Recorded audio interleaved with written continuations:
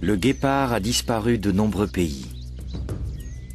En Namibie, il est régulièrement victime des fermiers qui défendent leur bétail. Il y a 15 ans, le documentariste animalier britannique Dave Houghton a rejoint Wayne Hansen de l'association Africat en Namibie. Leur but, sauver cette espèce en danger. Viens, Bandido. Bandi. Viens, Bandido. Dave a décidé de s'y installer avec sa compagne Carla Conradi et de recueillir des animaux blessés ou perdus comme Bandy, un petit chacal orphelin. Oui, mon bonhomme. Bandy est un sacré numéro. Il adore courir partout et jouer dans le jardin comme un petit chien. Mais il fait partie de notre programme de réintroduction. On espère qu'il retournera dans la nature avec les autres. L'équipe s'occupe d'une centaine de guépards et prévoit d'en remettre 18 en liberté dans la réserve privée d'Okonjima. Tu avais soif.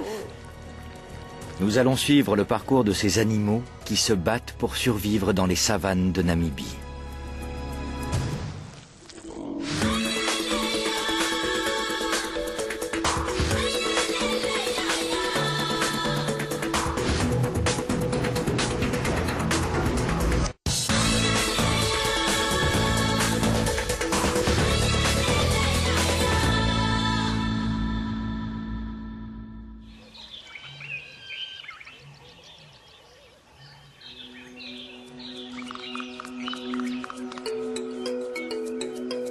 « 8 heures du matin à Okonjima.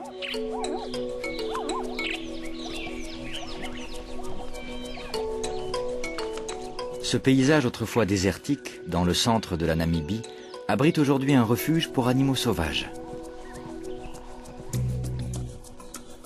Dans un enclos de la Fondation Africat, plusieurs guépards sont prêts à partir.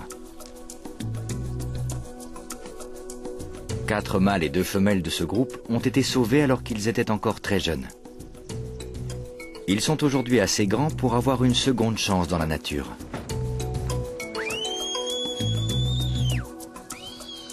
Ils ont été soignés par Dave Houghton, responsable des sauvetages et des libérations, et Carla Conradi, directrice des conditions de vie.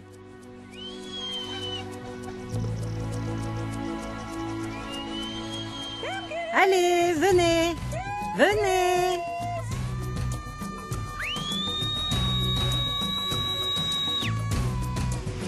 C'est qui? Spud.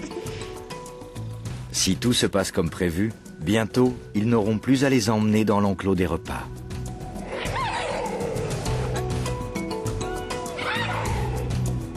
Ils n'ont pas de mémoire. On les nourrit 5 fois par semaine, mais ils ne se souviennent pas qu'ils ont chacun leur part. À chaque fois, c'est la bagarre. Dans la nature, seuls les mâles chassent et mangent en groupe. Les femelles sont solitaires. Pour eux, ce n'est donc pas naturel de vivre et de manger tous ensemble.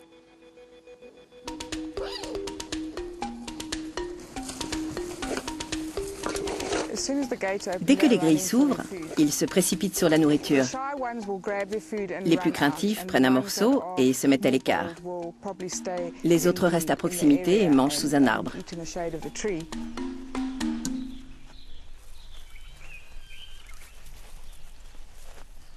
Pour de grands félins, les guépards sont peu puissants. D'ailleurs, les léopards ou les hyènes leur volent souvent leur proie.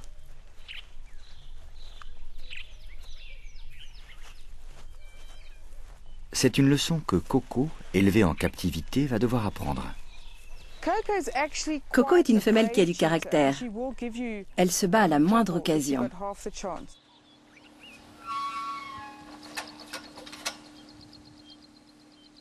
Dave entre dans l'enclos pour prendre sa gamelle. Elle lui fait savoir qu'elle n'est pas d'accord. Retourne manger. Je ne vais rien prendre. Ne t'inquiète pas, je te laisse tranquille. Coco adopte une posture de menace défensive. Elle raidit les pattes et baisse la tête.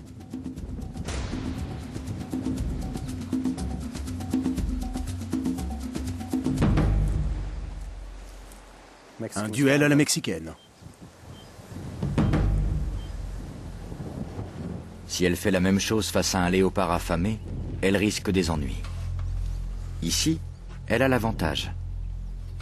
Dave sait qu'il ne doit pas prendre la fuite. Allez, va manger. Il ne faut jamais tourner le dos. Avec un grand félin, il faut toujours savoir ce qui se passe.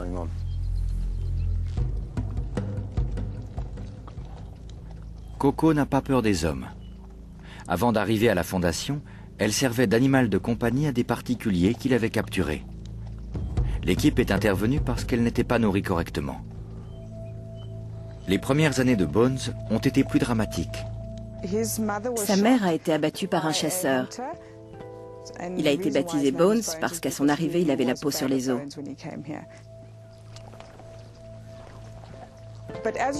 Comme il a failli mourir de faim, il adore manger. Il n'a pas oublié ce qu'il a vécu.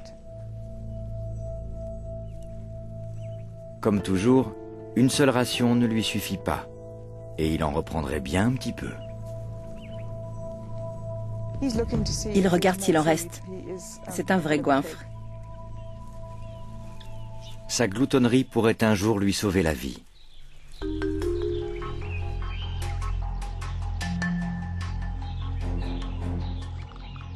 Dans un peu plus d'une semaine, les guépards découvriront leur nouvel environnement. Une réserve de 160 km² conçue pour leur donner une seconde chance.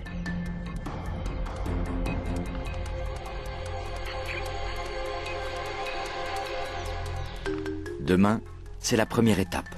Ils seront déplacés dans un enclos de transit.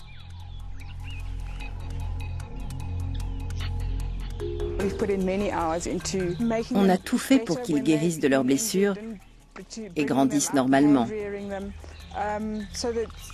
Aujourd'hui, ce projet est une expérience incroyable pour toute l'équipe.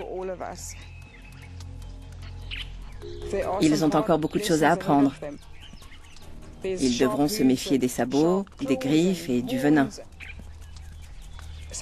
Certains s'en sortiront, d'autres non. Mais il faut prendre le risque. Leur place est dans la nature, ils ont droit à une seconde chance. Carla et Dave espèrent que les guépards auront assez d'instinct pour survivre livrés à eux-mêmes.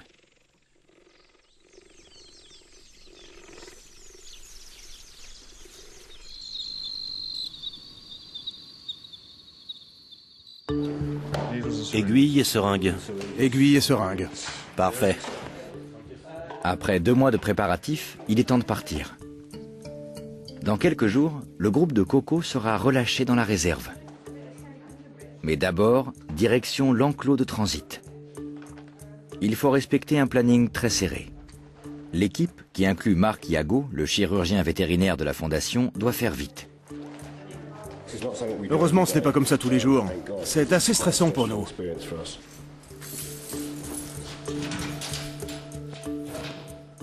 Les guépards sont endormis pour être vaccinés et examinés à la clinique. Tout le monde est très tendu, les félins comme les hommes. Ils reconnaissent le fusil. Dès qu'ils l'aperçoivent, ils deviennent très agités. Les guépards seront aussi équipés de colliers émetteurs pour qu'on puisse les suivre après leur libération. Ces colliers nous permettent de savoir ce qu'ils font au quotidien. Sinon, il est impossible de localiser un animal dans un parc de 160 km². Allez, c'est parti.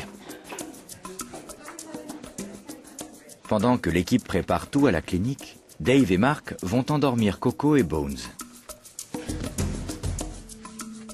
Les 2 guépards ont senti que quelque chose se préparait. Ils se méfient. Bones est au milieu. Mark attend que Dave lui donne le feu vert pour tirer. Celui-là. D'accord. 16 mètres. 16? Oui.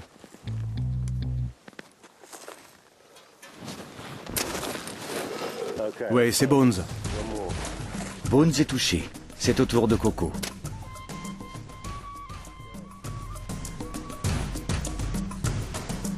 Maintenant, il faut faire vite.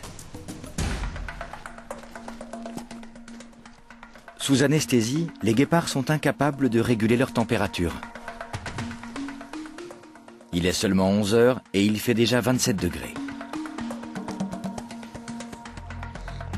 Il faut mettre Bones et Coco à l'ombre. On doit lui donner de l'eau. En Namibie, les risques de coups de chaleur sont élevés. On a fini de les endormir et il fait déjà très chaud. Inconscient et en plein soleil, c'est pire encore. Donc on a toujours beaucoup d'eau et des serviettes humides.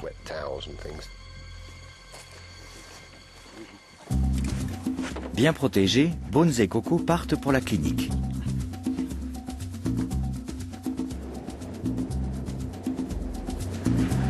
L'équipe vétérinaire est déjà bien occupée. Près de 30 guépards passent une visite médicale.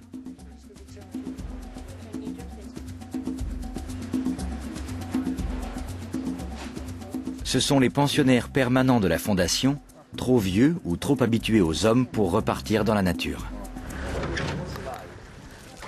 Alors que l'équipe fait de la place pour Bones et Coco, une urgence arrive. Cassie, un mâle de 7 ans, a un coup de chaleur. Il faut le réhydrater et faire descendre sa température le plus vite possible.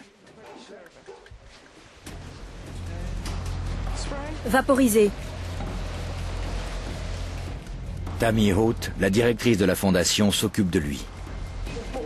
Une fois allongé sur la table, il faut rapidement stabiliser sa température. Il nous faut des ventilateurs et de l'eau. Pour l'instant, c'est notre priorité absolue. Quand a-t-on pris sa température pour la dernière fois? On a remis le thermomètre à 0? 41? 41,3? Carla suit la courbe de température de Cassie. 41,4? Ça continue à monter alors qu'on le rafraîchit. 41,5. La température normale d'un guépard est de 38 degrés. S'il dépasse 40, il risque des lésions cérébrales. 41,6. À 42 degrés, il peut mourir. Et Cassie est l'un des plus vieux pensionnaires de la fondation.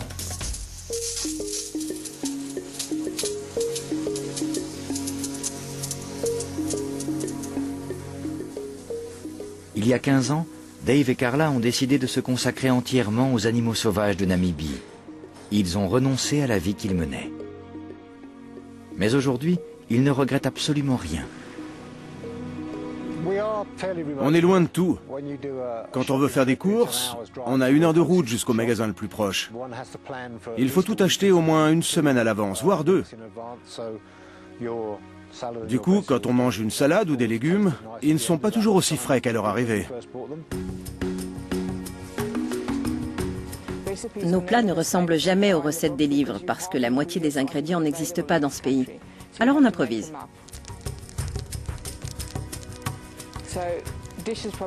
Ça n'a jamais le goût attendu parce qu'on est obligé de remplacer certains aliments.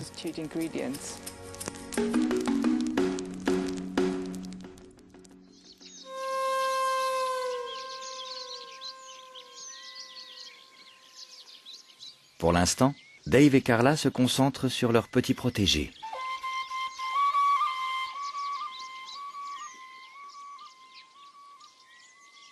Dans la réserve d'Okonjima, on prépare la remise en liberté de 6 guépards.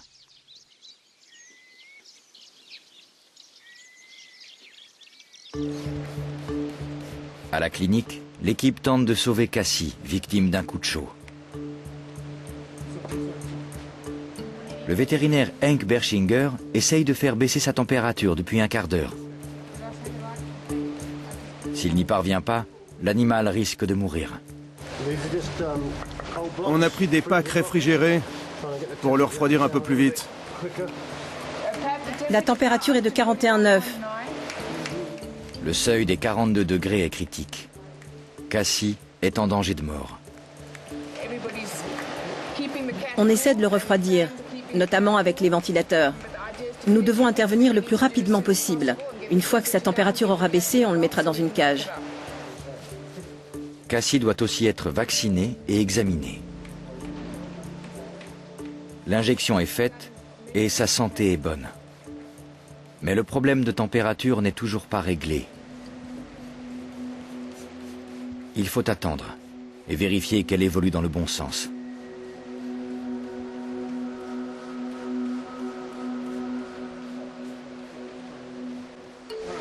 C'est bon, Hank, tu peux souffler. 41,4, ça descend. Il faut absolument qu'il reste sous la barre des 41,5. Si un animal dépasse 42, il ne survit pas. Cassie est tiré d'affaire. Il est mis sous perfusion pour être réhydraté. Il sera surveillé de près pendant les prochaines heures. On a fait tout ce qu'on pouvait. Ça devrait aller. Mais on s'inquiète toujours.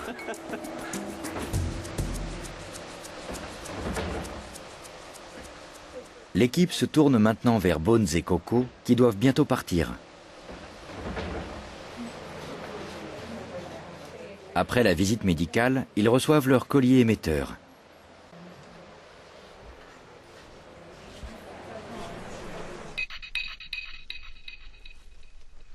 Pendant ce temps, les autres guépards sont inquiets de voir Mark et Dave revenir avec le fusil anesthésiant.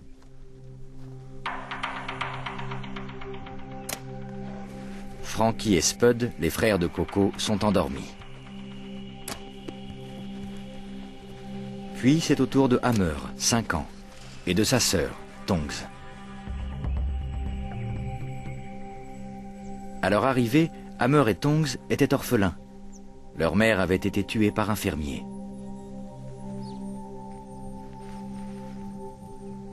Sans la fondation, ils n'auraient pas survécu.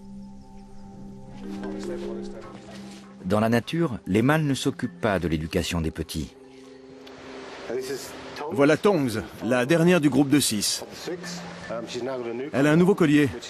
Elle va le garder pour toute la durée de son séjour dans l'enclos. Elle va bien? Sauf cette dent. On l'envoie chez le dentiste? Oui, c'est peut-être nécessaire. Regarde cette dent. Elle a une couleur un peu claire. La racine est à vif. Tu vois ce point noir? Il faut que le dentiste jette un coup d'œil à sa canine gauche supérieure.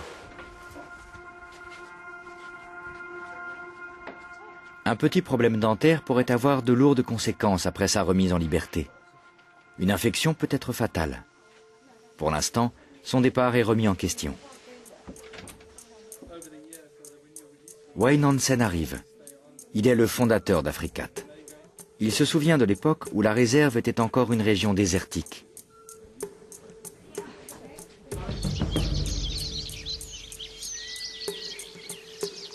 Il a voulu transformer le paysage en sanctuaire pour les guépards.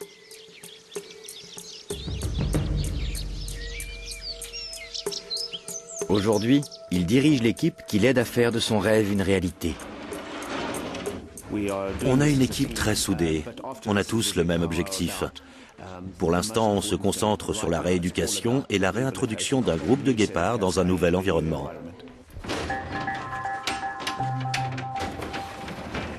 Les guépards se sont réveillés de leur anesthésie. Tongs doit encore voir le dentiste.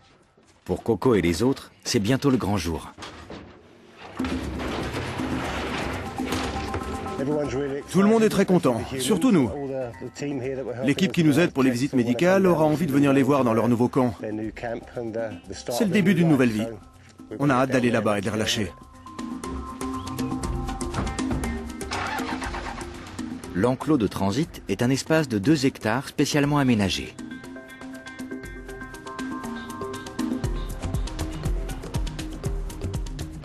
Ce camp permet à l'équipe d'observer le comportement des guépards, notamment pour vérifier qu'ils n'ont pas de séquelles de l'anesthésie. Les animaux peuvent s'habituer à vivre hors de l'enclos où ils ont passé de longs mois, parfois des années. Si tout se passe bien, les 5 guépards seront relâchés dans la réserve dans 10 jours. Dave veut faire vite. Il faut y aller, il fait chaud. En fin d'après-midi, la température tourne toujours autour de 30 degrés. Les guépards ont besoin d'eau et d'ombre. Ils ne doivent pas passer trop de temps dans les caisses. Pour Dave, Carla et le reste de l'équipe, c'est le moment crucial, après plusieurs années de rééducation. Je suis très contente. Je suis sûre qu'eux aussi. Ils veulent s'en aller. Bon, c'est le moment. Bones et Coco vont faire leur premier pas vers la liberté. 1, 2, 3.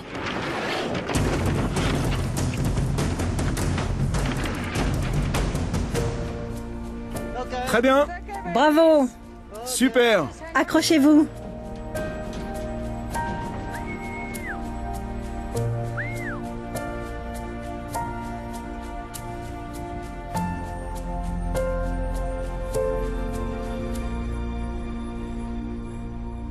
Dans la nature, les guépards ont chacun un territoire de chasse qu'ils défendent farouchement.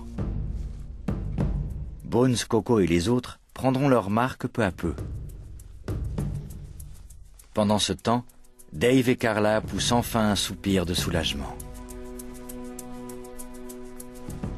La première phase du programme est un succès. Nous sommes à l'aube d'une nouvelle vie. C'est très excitant. On s'occupe de ces guépards depuis des années et aujourd'hui, ils ont une seconde chance. Ils vont chasser et vivre en liberté. C'est assez stressant. Comme le disait Carla, on les a élevés. Et on s'est beaucoup occupé d'eux. Normalement, tout ira bien, mais quand ils se retrouvent livrés à eux-mêmes, ils n'ont pas autant d'instinct que les léopards ou les hyènes. Ils ont encore beaucoup de choses à apprendre. Espérons que ça marche. Dans le groupe des 5, il y a Coco, ses deux frères Frankie et Spud, puis Bones et Hammer, le plus gros du groupe. Dans 10 jours, les portes s'ouvriront et ils devront apprendre à vivre loin des hommes, dans la savane de Namibie.